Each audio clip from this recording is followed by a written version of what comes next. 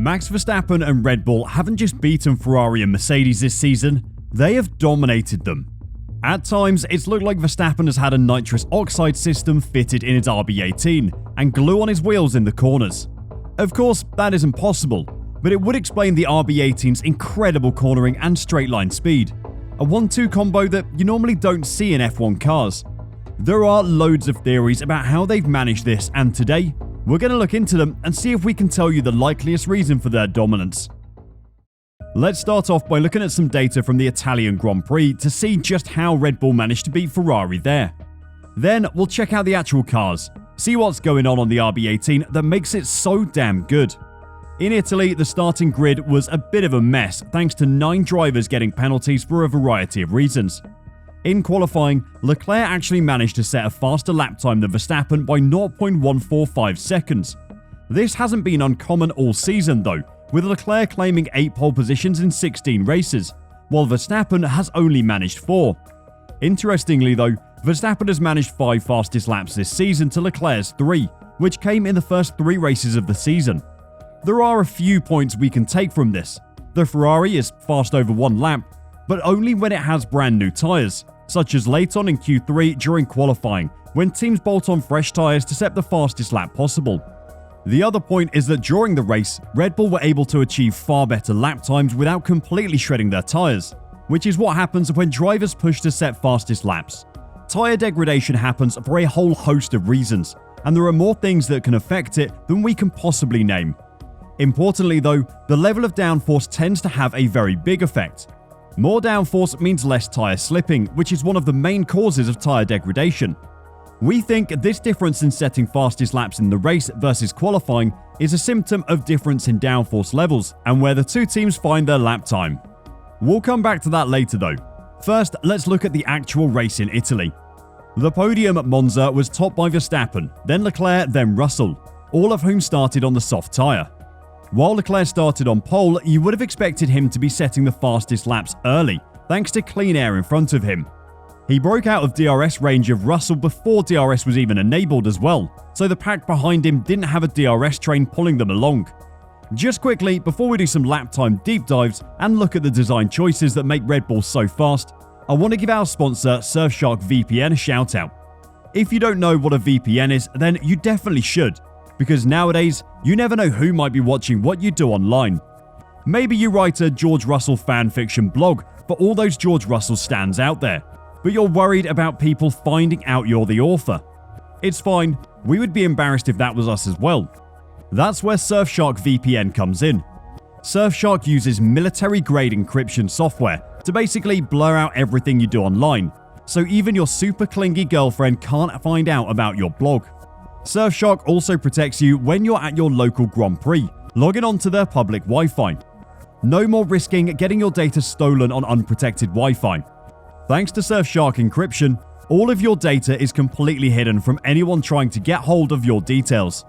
You can even check your bank balance safely while on that same public network to see if you have enough cash to afford another orange t-shirt for your Max Verstappen shrine.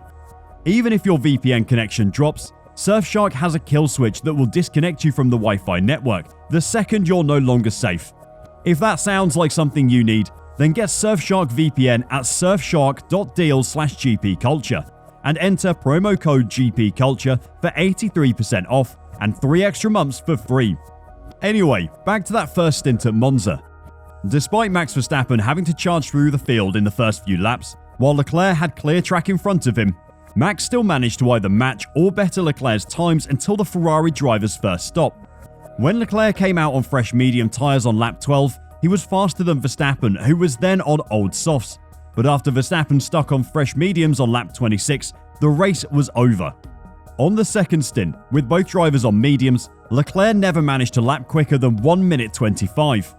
After 11 laps on his second stint, his tyres were clearly starting to die as he was lapping far closer to 126 than 125, before changing tyre on lap 33 of the race. Verstappen, on the other hand, had managed 26 laps on his opening set of softs before putting on the mediums at his first stop.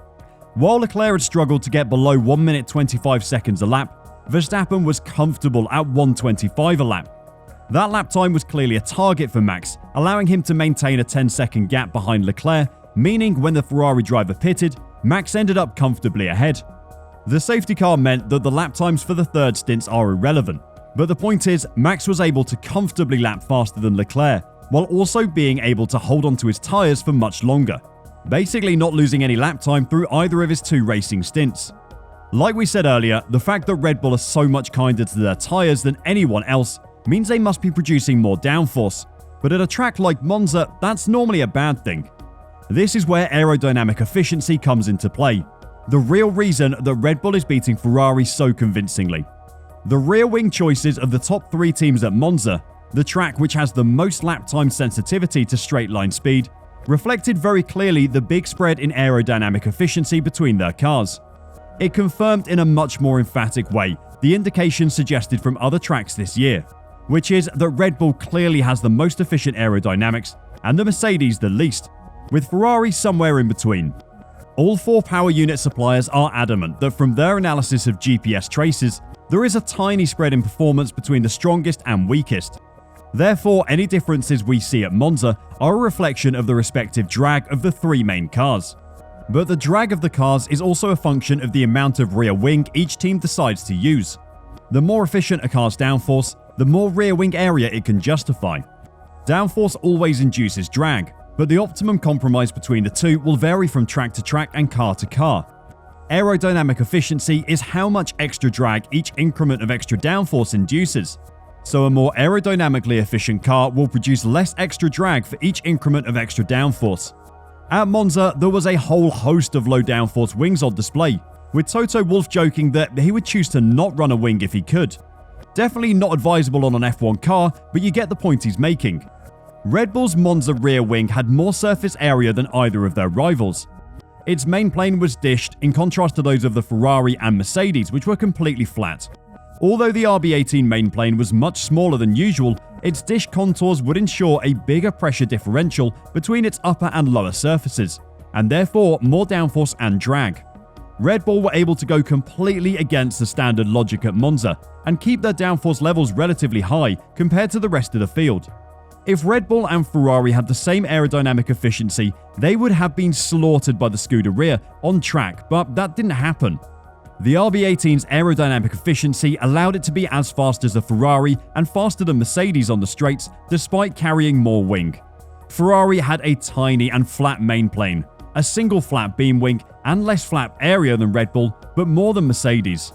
Although comparable in straight-line performance to Red Bull, the Ferrari lacked that car's downforce through the Lesmos and Ascari.